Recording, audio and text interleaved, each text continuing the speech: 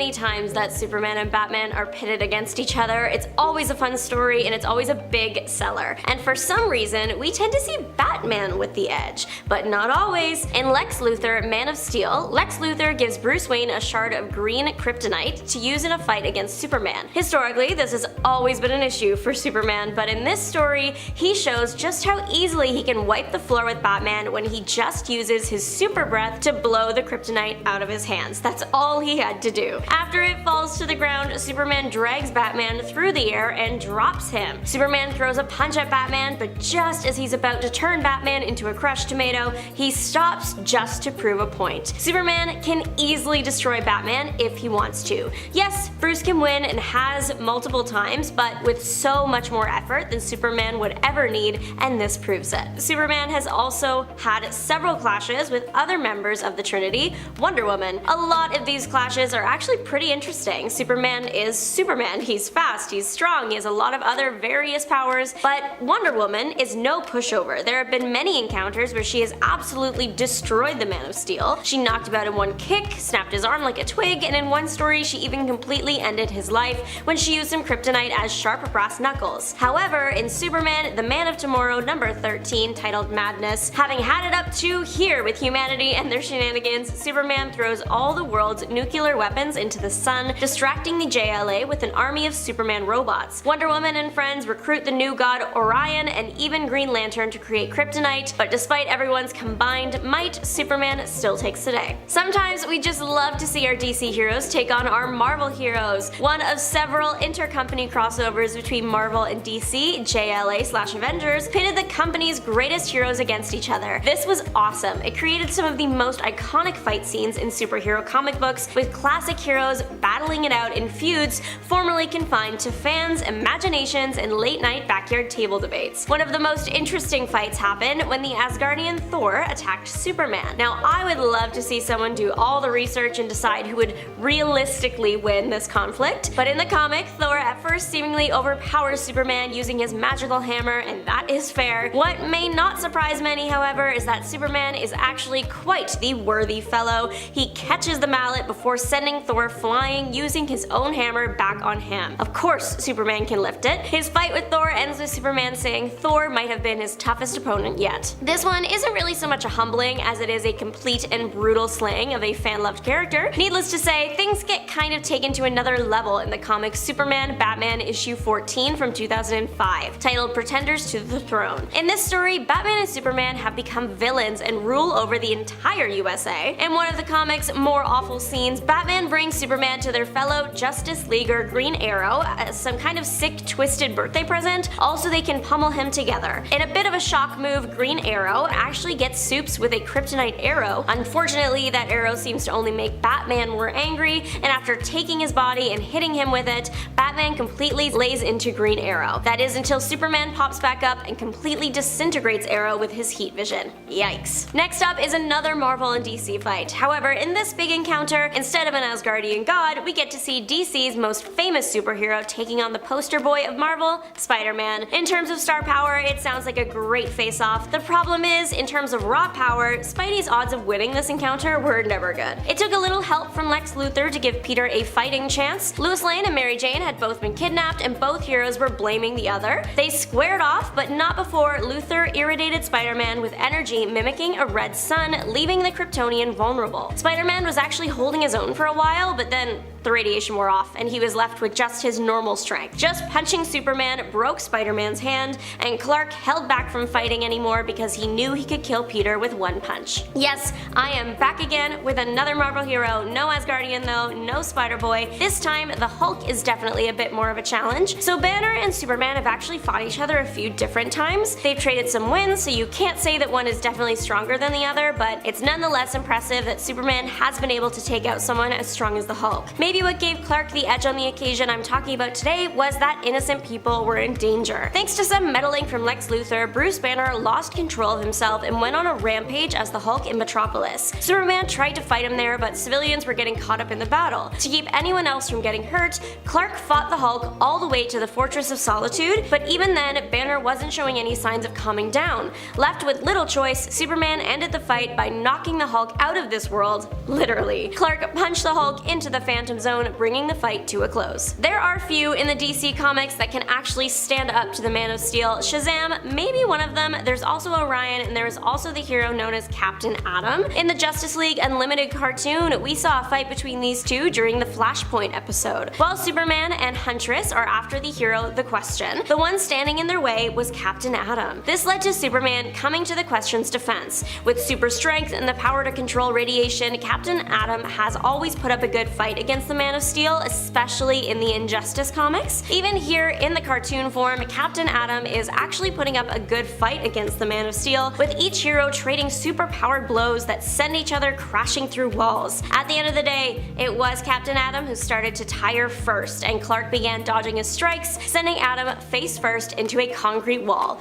With one final uppercut, Superman KO'd the irritated hero and brought the conflict to an end. There are many powerful items in the DC universe. Arguably the most powerful among them is the ring of a Green Lantern. Sure, there are items that definitely seem more powerful, the helmet of Naboo and the mother boxes for example, but the Green Lantern ring is limited only by the user's imagination. This limitless potential puts the power of a Green Lantern in a league of their own. Superman has come to blows with the Green Lanterns on previous occasions and has been held back and down a few times, but more recently was the confrontation between the character and Hal Jordan, which came during 2011's Justice League comic. In the New 52, during a misunderstanding, Superman holds Batman in his iron grip, and in an attempt to restrain Superman, Hal uses his ring to create chains to hold the Kryptonian down. However, Superman simply smirks and exclaims, "Chains? Really?" and he just shatters them like glass by flexing. Hal panics and uses his ring to create a bubble to escape with Batman in, and it's kind of hilarious. When the topic of how one would go about defeating Superman comes up, kryptonite is the one solution that even non-comic book fans are aware of. However, unbeknownst to some, there are other forces in the DC universe that can subdue and even incapacitate the Man of Steel. One of those forces is magic. In the DC universe, the potential power of magic and those who can harness it are limitless. One powerful magic user who is often put up against Superman by fans is Shazam. The mightiest mortal found himself on Superman's bad side in the New 52. As Shazam is about to spread the ashes of a loved one, he is attacked by soldiers. Confused and angry, Shazam charges at the soldiers, but is stopped by Superman. Due to his magical abilities, Shazam is able to inflict damage on Superman. However, Kal-El is still able to stop the guy in his tracks. Trying to find instances where the Man of Steel fights his fellow heroes is actually harder than you think, especially if we are trying to show him humbling said heroes. If we switch to the world of DC's Injustice Gods Among Us, then that really doesn't stand true anymore. Superman fights many heroes. He also completely eradicates a few. Some of these are incredibly brutal, with a big shout out to the fight against Shazam as being incredibly harrowing, but it's the fight against Hawkman I want to talk about here. In the Injustice Gods Among Us story, Hawkman engages Superman in combat trying to subdue this out-of-control Superman. After he is abandoned by his wife, Hawkwoman, the Thanagarian hero puts up a commendable effort, striking the Man of Steel several times with a kryptonite-laced mace. Despite this impressive display of heroics, Hawkman is defeated as he is burned to cinders by Superman's heat vision. Hawkman looks utterly humiliated and heartbroken. The early Spider-Man comics really put a focus on showing Spider-Man was a tough foe to beat. Even the X-Men had a hard time subduing the Spider. Marvel Superheroes Secret Wars 3 showed the iconic fight between Spider-Man and the X-Men, where it wasn't much of a fight for Spider-Man. He literally bursts onto the scene, taking out Cyclops and Professor X right from the get-go. He is leaping out of reach and backflipping out of range. His webs are a vital tool here. They suspend some team members and are said on panel to be stronger than steel. During the fight, after getting trapped in a web, Nightcrawler thinks to himself, his strength, his speed, unbelievable, he is awesome. Me too, Nightcrawler. Even when humbled, talent recognizes talent. Wolverine even yells as Spidey is swinging out that he made the team look like fools and amateurs. Spider-Man and Superboy went toe-to-toe, and now Superboy knows what it feels like to be squashed by a spider. This one might be controversial for this list, since there was a bit of a God in the machine happening here. For this face-off, lots of DC and Marvel characters were pit against each other, and fans could vote which character of a face-off they wanted to see win. So Spider-Man ended up winning that, which is humbling on its own, but then that is why he won the battle in the comic too. It's not like the comic battle wasn't good though. Spidey held his own against Superboy. At one point, a water tower gets busted and floods where the two heroes are fighting. Superboy moves to attack Spider-Man, but instead he gets a personal web experience and crashes crashes into a high voltage box, and you can imagine how that went in the water. The fight was over, Superboy was cooked. The hero for hire Luke Cage became the humbled hero for hire after a tussle with Spider-Man. Cage was hired by J. Jonah Jameson because he hates Spider-Man and he thinks he caused the death of Norman Osborn. Technically Peter did, but no one knows Norman was the Green Goblin, so everyone just thinks that Spider-Man took out a random well-known figure. Luke was hired by Jameson to take out the dangerous Spidey. Jameson offered to pay Cage $5,000 for the job. This comic came out in the 1970s. Take a guess how much $5,000 is today. Over $35,000. J. Jonah Jameson was willing to pay $35,000 to get rid of Spider-Man. He hates him. He never ended up paying the money because, spoiler, the fight with Cage ends with Cage on Spider-Man's side, but it was tough to get him there. Spidey ends up pinning Cage with his webs. He can't move his arms. Once again, Cage is super strong, so it's amazing this is working. While pinned down, Spider-Man is able to explain his side of the story, leading to Cage taking Peter's side and rejecting the job. Humbled him so hard, he quit. It's hard to win against someone who literally can't die and can heal from anything, i.e. Deadpool, and yet Spidey does manage to humble the merc with a mouth every once in a while. It depends on the universe, of course, but one time Spidey was the victor was in Ultimate Spider-Man cartoon. The episode is ridiculous, it has Deadpool in it. It's expected. Deadpool transports him and Spidey to a different realm that is very silly. Spider-Man turns into a whale at one point, there are barn animals, truly it's wild, but Spidey comes out on top, defeating Deadpool by throwing a book of morality at him. Knowing the character, funniest choice Marvel could have made. When it comes to speed, Spider-Man is tough to beat. Not even Wonder Woman stood a chance. There is an Earth out there with all our favorite DC and Marvel heroes, and it's not Hollywood, it's Earth 7642. It was featured in Marvel Treasury Edition 28. In this story, Spider-Man and Wonder Woman end up fighting each other, but only because Wonder Woman doesn't know Spidey that well and thought he was a threat. In her words, it's Spidey's fault that people don't trust him at first because he has a pretty creepy routine. Spider-Man does acknowledge that the spider thing might be unsettling, but in the actual fight, Wonder Woman is throwing more punches. Spidey is holding back because he knows they're both good guys, he just needs Wonder Woman to stop long enough to explain himself. To Wonder Woman's dismay, she clocks that Spidey is way faster than she is, even saying that she is plodding along compared to Peter. She's further humbled when the lights go out, and Peter technically has the upper hand because of his spider sense. Fun fact, Superman and the Hulk face off against each other in this comic.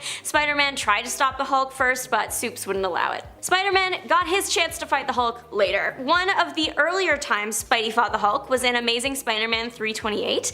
In that issue, Hulk remarks that Spidey was a lot stronger than he remembered, and Spider-Man ends up winning the fight because Hulk had to escape because the sun was coming up, and at this point he could only Hulk out at night. Kind of like a vampire. A later fight between the two happened on the news. We watched it as if we were sitting in our local bar, which was kind of fun. The broadcast shows a tough fight between the heroes. Hulk looks like he's winning at one point, patrons start placing bets, but then Spidey kicks the Hulk into a wall and a cement truck falls on him. The Hulk is done hulking and is now under a cement truck sulking. There were a few other times when the heroes brawled, but some of them had outside factors that made the fight kind of unfair, like tranquilizer gas for the Hulk. Peter has told MJ that he thinks he can kill the Hulk, but he has a no-kill rule and never wants to have to make that choice. Spider-Man once gave his all and literally fought to make the Fantastic Four the Fantastic Five. The very first issue of the Amazing Spider-Man comics kicked off the series with a big bang. Spider-Man brawled the Fantastic Four for a shot on the team, and he did it for a number of reasons. One, he was just starting out and deemed an outlaw in his city, so joining an established super team would improve his image, and two, Spider-Man is poor. That has been drilled into our heads since, well, this comic. So Spidey wanted to join the team in the hopes that they would pay him and he could keep his secret identity. Spidey jumped into the F4 headquarters through a window but got trapped in a fancy glass cage. He was infiltrating their headquarters after all. He used his strength to escape the cage, punched the thing clear across the room right into the Human Torch. He used his webs to trap Mr. Fantastic's hands. His spider sense helped him find and trap the Invisible Woman, and when the Human Torch started throwing his fire, Spidey effortlessly leapt out of reach. He really was showing off here to try and make that team. Spidey ended up not joining the team when he found out they don't pay a salary. Spider-Man ends up fighting the chameleon, and news of his strength and power makes the rounds. The comic ends with the F4 reading about Spidey and remarking how strong he is and what his future will be, and if they should worry about him. Captain America may have humbled Spider-Man in the MCU, but it's a very different story in the comics. Cap even once admitted that he wasn't as strong as Spider-Man. But the true humbling Cap-Peter moment happened in an alleyway. Peter at this point, he's wanted by the FBI, when is he not? Cap is trying to reason with Peter, but Peter is having a rough go of it. Cap ends up getting punched in the face, but he is holding back a bit, I think, because he can tell that Peter is just acting out because he's going through it. But he does still experience quite a humbling moment on Peter's behalf. Cap takes his shield to block another punch. Peter grabs that shield and smashes it in the Captain's face. I wouldn't leave my house for a day if someone beat me with the symbol of my superhero persona, and then to top it off, Peter escaped, adding some salt to the wound. Miles Morales, the main character of the Spider-Verse movies, he humbled all Spider-Men in a way that I have never seen before. Truly, if I was there, I would be so embarrassed. I'm talking about the scene in the second movie when he's running away from like literally every spider person and animal and machine and car and ever evades all of them. He truly is the main character. Sure, he had a bit of help from some friends, but every spider in the universe is coming after him and he escaped. We have to give him his flowers. Iron Man might be a father figure to Peter, but that doesn't mean Spidey will pull his punches when they fight. The Spider-Man and Iron Man of the MCU are so tame in comparison to the comic versions of themselves. Like, MCU Tony would give Peter a juice box and play catch in the backyard. Comic Tony has tried throwing Peter across Manhattan. The Iron Man suit, it is very powerful. It's got top tech in it, Tony is very smart, but he is just an average, vulnerable man without his suit. And he tends to forget that and needs a little reminder every once in a while. Spider-Man has given him that reminder quite a few times. In Amazing Spider-Man 536, Iron Man is after Spidey because Peter is against the Superhuman Registration Act. Peter wins the fight, he overrides Iron Man's armor and then webs him in the face for good measure. Amazing Spider-Man Annual 20 features a bunch of Tony-like time travel stuff, but the important thing to this video is that Spider-Man gets really mad at Tony at one point and throws him into a construction site and then attacks Tony until Tony is saved by time shifting out of that reality and back to his reality. Number 10. Deadpool. If you thought Deadpool was a brutal vigilante and sometimes straight up anti-hero, wait till you see him go up against Moon Knight. In Vengeance of the Moon Knight issue number 8, these two face off. And while you might think Deadpool's healing factor would give him a leg up here, it is actually Moon Knight who comes out the victor in their fight. What's interesting is seeing the difference and similarities of these characters juxtaposed throughout their fight.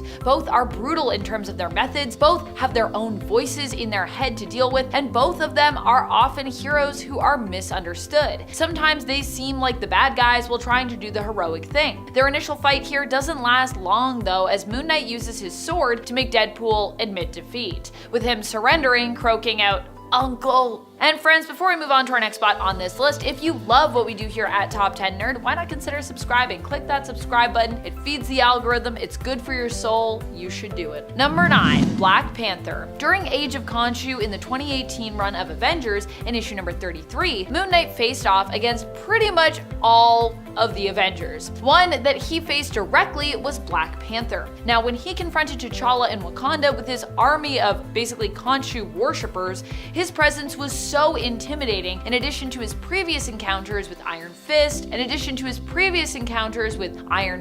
and Doctor Strange, that the two didn't even have to fight. Instead, Black Panther simply chose to surrender. Of course, this was strategic, but the fact remains that Moon Knight got what he wanted, a willful surrender from Black Panther without even having to come to blows. Instead, he just intimidated T'Challa into surrendering to him, even if it was, like I said, also possibly a strategic play on Black Panther's side. T'Challa would still end up imprisoned, tormented, and bound, forced to bow down to the power of Khonshu in the next issue. Number 8. Ultimate Spider-Man. When it comes to the Ultimate Universe, Moon Knight is an even more terrifying vigilante. At one point, he faces off against the Ultimate Universe version of Peter Parker's Spider-Man and manages to scare him off with how crazy and how powerful he is, and how scary he is, to be honest. Pretty impressive when you consider that normally Spider-Man would be considered more physically strong and overall more powerful than Mark and his Moon Knight persona. Why were these two even fighting? Well, Moon Knight has mistaken Spider-Man here for a criminal, but even Spider-Man was just intimidated by the hero and instead of sticking around, opted to just escape the fight instead. It's not a straight up defeat, but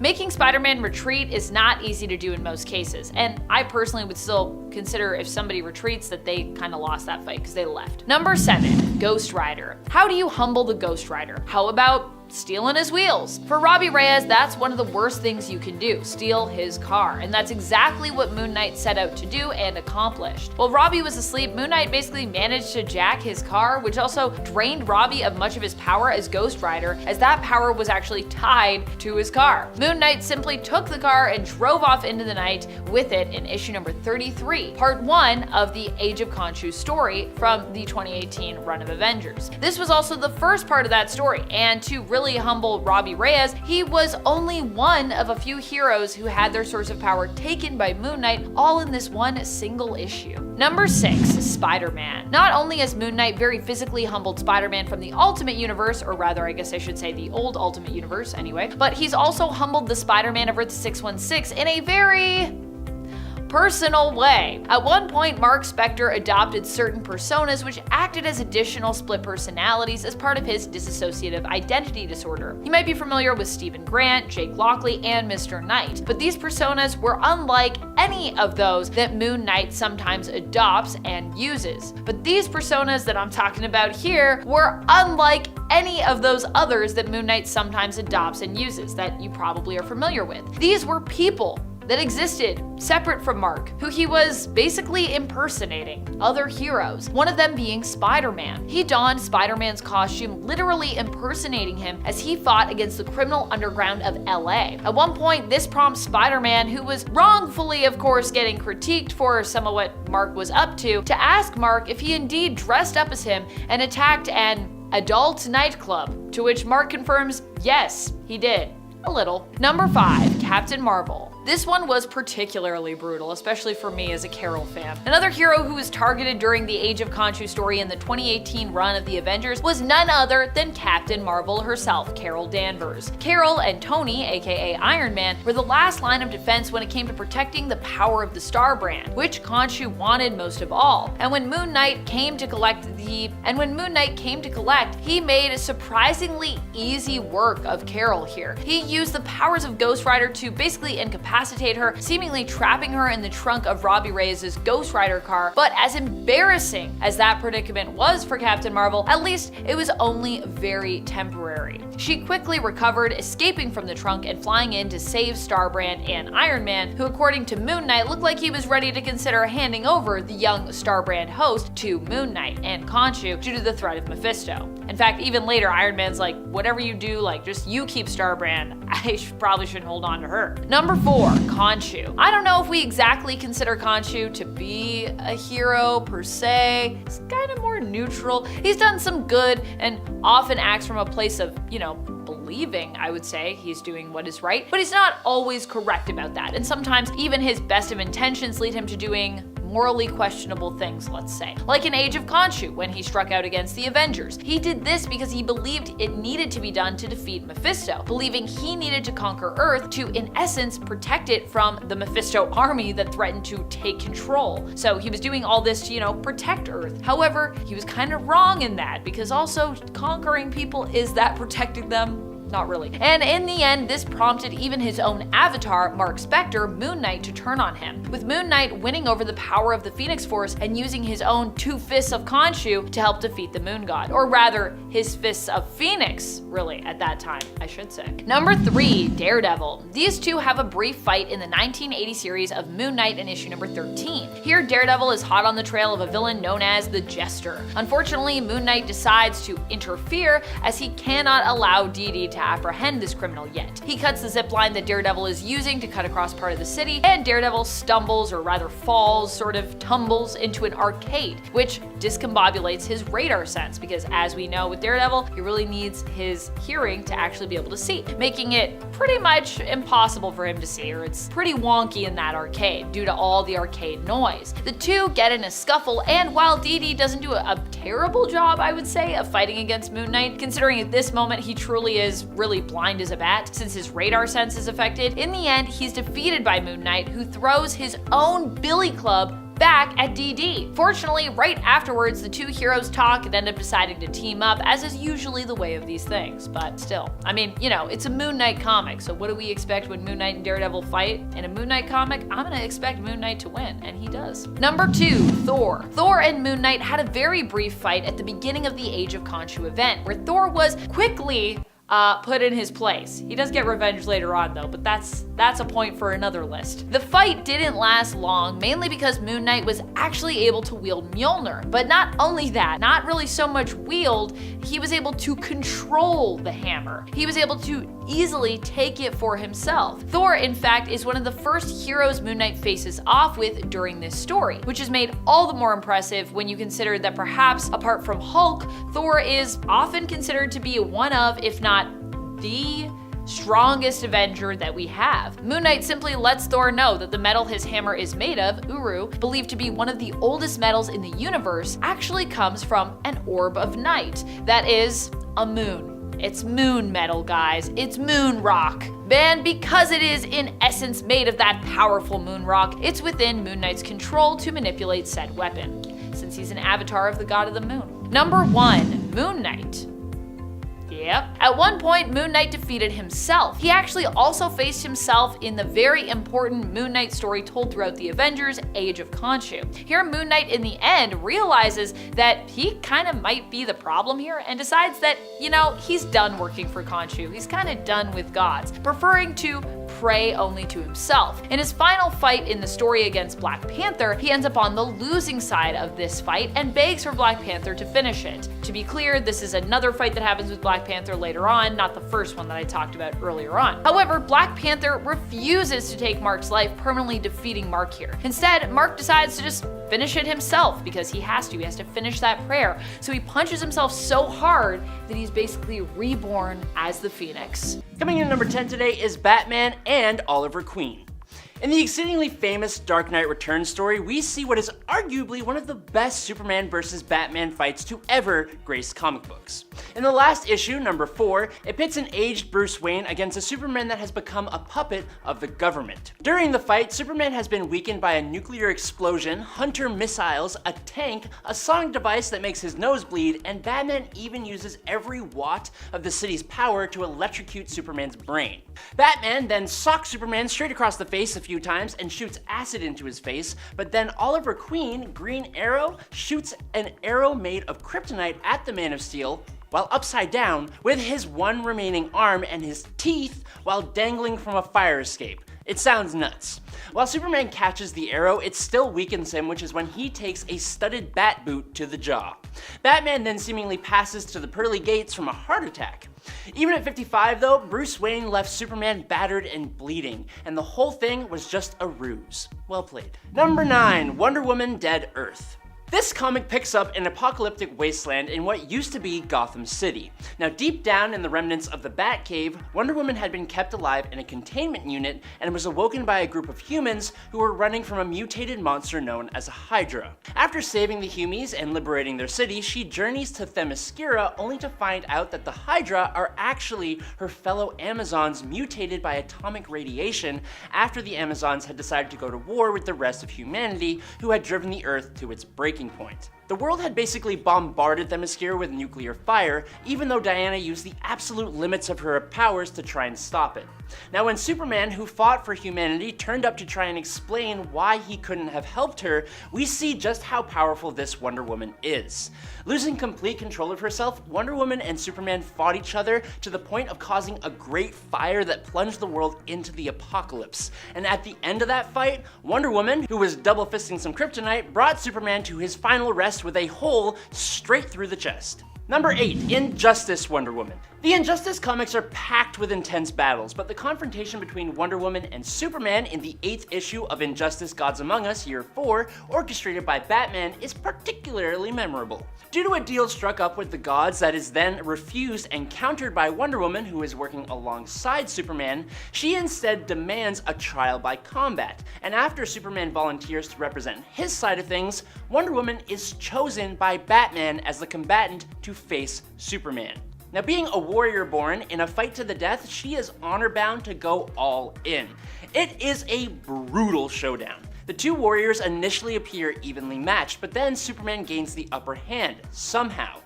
Despite Superman's plea for Diana to surrender, her refusal to yield becomes his downfall. Wonder Woman intensifies her assault, leveraging her superior combat skills and exploiting Clark's moment of hesitation.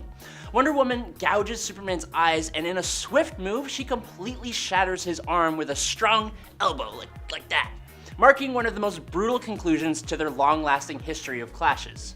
Despite Superman's desperate attempts to retaliate, deploying all the power he has, he is relentlessly overpowered and ultimately knocked out cold. Number 7, Russian Batman. In this dystopian Earth number 30, where Superman became a tool of Stalin and his Soviet Union, Batman has become the most wanted man in Russia. As an adult, he became a blight on the Soviets and terrorized them all for revenge on Pyotr Rozlov, the captain of the police who brought the demise of Bruce's parents. He became an idol for those who wanted to oppose Superman and his regime. Now eventually, Rozlov turned on Superman and convinced Batman to take him down. So, he stole Wonder Woman, bound her up with her own lasso, and drew Superman into a trap where he then bombarded the hero with simulated red sunlight. He forced the weakened Superman into a cellar to lock him away forever, but alas, Wonder Woman managed to destroy her lasso and remove the generator powering the lamps. Unwilling to be locked up and lobotomized, Batman detonated a little boom boom that he implanted within his own small intestine, but before he passed, Batman revealed to Superman the truth of Rozlov's treachery and got his revenge in a really roundabout kind of way. Number 6, Muhammad Ali. Undoubtedly one of the greatest boxers in the history of the sport, this legendary fighter has won some incredible fights. But what other boxer can claim to have TKO'd Superman himself? After aliens demanded that Earth's greatest champion battle their own warrior, Superman and Ali go one-on-one to determine who will represent Earth in the upcoming fight. With Superman temporarily depowered when he steps into the ring, Ali, with his superior skill, completely puts Superman in his place, with Superman falling to the mat after taking a hail of punches. Afterwards, the pair teamed up to help drive back the invading aliens, and the whole story was published in a special issue back in 1978 and reissued more recently in 2010. Number 5, Shazam. Now everyone knows that Superman is weak to kryptonite. It's one of his few main weaknesses. Another one of those rare weaknesses would be magic. Many magic-wielding superheroes exist in the DC universe, but of all of them, Billy Batson's alter ego Shazam, or Captain Marvel if we want to be problematic, is one of the only main ones that can also compare on a physical level with the Man of Steel. Shazam has been sent out against the Man of Steel on many different occasions, and while his magic does give him a distinct advantage, the fact that he's actually a kid usually means that Superman can outthink or outstrategize him. But then, the magic kind of levels the playing field. Despite that though, Shazam has completely knocked out Superman in 1997's JLA issue 29. Now to be fair, he totally sucker punched Superman, but that was just the first punch. He then followed that up with a few lightning-infused punches that completely floored the man. More recently though, in Batman/Superman 2019, issue number 2, the Joker infected several different heroes with Joker toxin, including Shazam, and he faced Superman mano a mano. And we get a hand-wavy reason for why Superman will never beat Shazam in normal fights.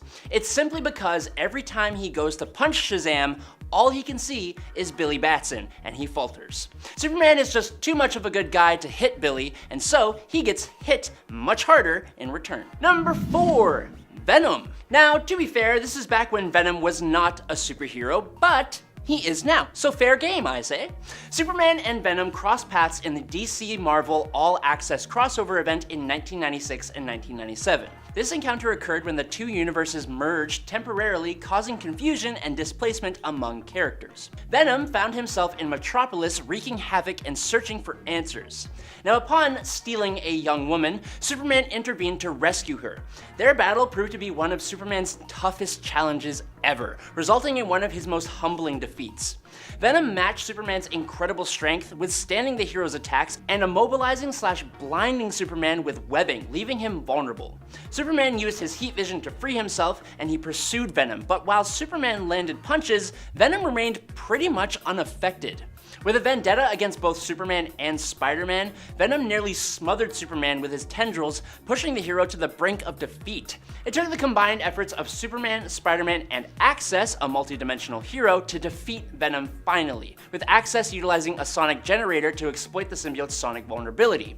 Venom was ultimately vanquished, but not before showing that Superman had no idea how to handle this symbiote. Number 3, Thor plus the Avengers. The God of Thunder has taken on the Man of Steel before. During the JLA Avengers number 2 in 2003, Kal-El and Thor faced each other in a fierce battle.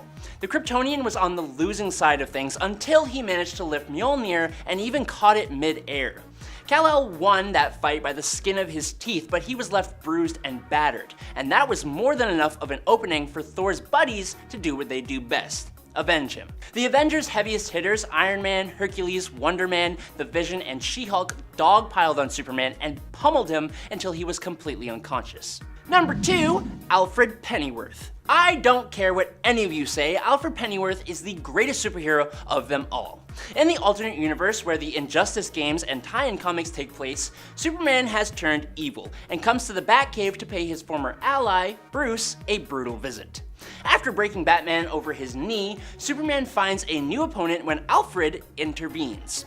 It sounds like a fight that Superman would win in a heartbeat, but with temporary superpowers granted by a pill called 5U93R, which grants heightened strength and endurance, Alfred knocks Superman to the floor with a punishing headbutt before pounding his face, all while screaming about how disappointed he is in Superman and how Superman has hurt his family. Tell him, Alfred. Tell him good. Number 1, Orion. Orion is a new god and the son of Darkseid, and as a hero with a dark ancestry, he is quite the conflicted do-gooder. He has many forms and he has many abilities. He exists beyond the normal multiverse on a higher plane called the Sphere of the Gods. Born on Apokolips but adopted by the gods of New Genesis, Orion is in a constant war with his inner darkness and with his father, Darkseid. Now, Orion is repeatedly praised and stated to be a warrior with skill and ferocity second to none, and there have been more than a few times where he has faced the Man of Steel and brought the guy down quite a few pegs. In one story, Death of the New Gods, Orion comes to Earth believing that Hector Hammond had hidden inside Superman's subconscious. Seeing Superman as a threat to the universe, Orion begins the fight with a brutal sucker punch before completely walloping the Man of Steel out of a space station. He's been able to go toe-to-toe with a sun-dipped Superman when the rest of the JLA couldn't do a single thing. He's been flown into the ground by Superman, who then speed blitzed the guy, and Orion just waited till Superman was finished, smiling the whole time before swatting him into the sky like a bug. He's moved so fast that he snatched up Superman before he or Wonder Woman could even react, and then he chucked the Man of Steel into a river. He's one-shot knocked out Superman with his Astro harness, grabbed him, and then teleported away while saying how one day he will finally have a challenge, and that's all without reaching the full limits of his power. The guy is a beast. Number 10, Peter Parker. Hey, we didn't say which Spider-Man was doing the embarrassing here. Peter Parker and Miles Morales met for the first time when Peter was teleported to Miles' universe. Now, I don't know why Peter's first decision was to attack Mr. Morales. He's had clones of himself before, and he's also been to other alternate universes, but hey, that's what he did. And it was 110% a mistake. As fans of Miles know, he is extremely capable. And he also has a unique Spider-Man power set. He used his Venom sting to paralyze Peter while jumping over him. He then went invisible and got Peter with a sneak attack kick to the face. It doesn't stop there though. After Peter demasked Miles, he got a nice electric shock that knocked him out cold. For an 11-year-old kid, Miles gave the experienced Peter Parker quite the beating. Number 9. Winter Soldier and Falcon. For a young lad, Peter Parker seems to overpower a lot of people. In his introduction to the Marvel Cinematic Universe, Peter just shows us, and two of Captain America's best pals, that he ain't someone to mess with. During their fight, he overpowered the super soldier, even using his metal arms against him, disables and webs up Falcon, and redirects a huge chunk of metal flung at him by the Winter Soldier, all while quipping in the best ways possible. It was honestly so awesome to see when it first happened. He leaves them laying on the ground exhausted and webbed up. Not only an embarrassment for the two veteran soldiers and heroes, but a really fitting and hilarious introduction for the character to the MCU. Number 8. Luke Cage. A lot of the time, when a new hero is introduced into a comic book world, a fight between the misunderstood hero and another has to take place. That is exactly what happened when Luke Cage came on the scene. Luke Cage, the hero for hire, showed up in the Amazing Spider-Man number 123, hired by J. Jonah Jameson to capture Spider-Man for the death of Norman Osborn. Luke Cage ain't a guy you should underestimate by any means. Super strength and stamina, bulletproof skin, and a healing factor. But it's Spider-Man. Luke tackles Spider-Man off a roof and gets a few punches in. But Spider-Man kicked him off of another roof, teased him about basically being a mercenary, slammed him through a brick wall, got several fists to the face in, used Luke's own weight against him, and punched him through a skylight. They come to blows later on in the comic with pretty much the same outcome, causing Luke Cage to quit this one particular job. Go web! Fly! Up and away web! Shazam! Go web go! Go! Go! Go web go! Oh wait, that's not my power. No, my power is to make YouTube videos for you guys. Do you know what gives me this power?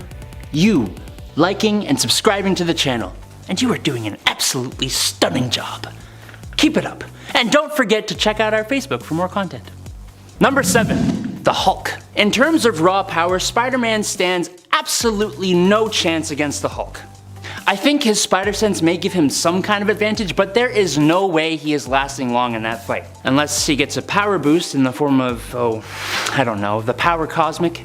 Oh, that's exactly what happened in the Amazing Spider-Man issue number 328. The Grey Hulk, who yes is a bit weaker and logical compared to his Savage counterpart, is hired by Sebastian Shaw to target Spider-Man. Money's always a good motivator. Unfortunately for Hulk, Spider-Man has been going to the cosmic gym and hitting the cosmic weights. He lands some pretty heavy blows on the Grey Goliath and even blinds him with a new I-beam power. When some kids are put in danger though, Spider-Man ends the conflict quick by punching the Hulk into orbit and then saving him before he suffocates, standing all confident with his hands on his hips and like that. Number 6. The Fantastic Four. In the very first issue of his self-titled magazine, Spider-Man is putting other heroes to shame. Spider-Man infiltrates the Baxter building, where he is encased in a plexiglass cage that he very easily opens the door to. He takes a single punch from the thing before he throws him into Johnny Storm. When Reed tries to catch Peter, he totally just dodges it and webs up Mr. Fantastic's hands. He uses his spider sense to detect Sue Storm while she's invisible and spins her around really fast with her lasso. But then, Johnny Storm gets him in a circle of flame. He says, and I quote, "Well, I'll just jump over that clown's little trap." It's honestly a pretty impressive display, and it happened in no less than 1.5 pages. The fight ends when Spider-Man lets him know that he's here to join up, and with that little fight was just a display of what he can do. Yeah, that little display would probably do better than a resume. Number 5. Iron Man. In the Civil War storyline, we know that Spider-Man initially is on the side of Tony Stark's Iron Man, but after he sees the lengths that Tony is willing to go to, he has a bit of a change of heart. Obviously, this leads to a scuffle between the two. At this time, Tony had given Peter the Iron Spider suit. What he didn't tell Peter is that he built in an emergency override that would shut down the suit and essentially shut down Peter with the simple phrase Omega Omega Epsilon 9. It's only a bit of a jerk move. You took Peter under your wing, but you're going to plant a failsafe against him? It kind of makes it look like you know you're guilty. But then again, he is a genius, he is a member of the Illuminati, and he is not the kind of guy to take risks. But how is this embarrassing for Tony? Well, I'm glad you asked, my little nerds. Peter is no idiot, and behind Stark's back, he hacked into the suit and built in his own override to override the override that Tony put there. Passcode, surprise. and the suit is back up and running and covers Tony's helmet in a thick layer of web, allowing Peter to get in a good punch and escape. Number 4, Wolverine. This one's a pretty quick one. I bet some of you thought I was gonna pull from the Wolverine vs. Spider-Man comic. I'll do you one better. It should be obvious, but you don't dare insult Mary Jane Watson to Peter's face. In Amazing Spider-Man issue 522, Peter is awoken with a call about a newspaper article claiming Mary Jane has a little entanglement with Tony Stark. It's obviously not true and actually a setup by a villain. But that's not the point right now. Peter got out of his bed in Stark Tower and goes looking for his wife. Along the way, he runs into Wolverine in a room with a very lovely high-up view of the city. Now, Logan decides to start going on about how Mary Jane messed up big time, and after a warning from Peter, he decides to comment on her lack of brains. This lovely little comment gets him thrown through an unbreakable glass window, and it gives him a really colorful way to catch a cab. Number 3. Daredevil. When Spider-Man was in possession of the symbiote suit, he wasn't his normal self. He was much more ruthless. And Spider-Man can already knock criminals into a coma when he is pulling his punches.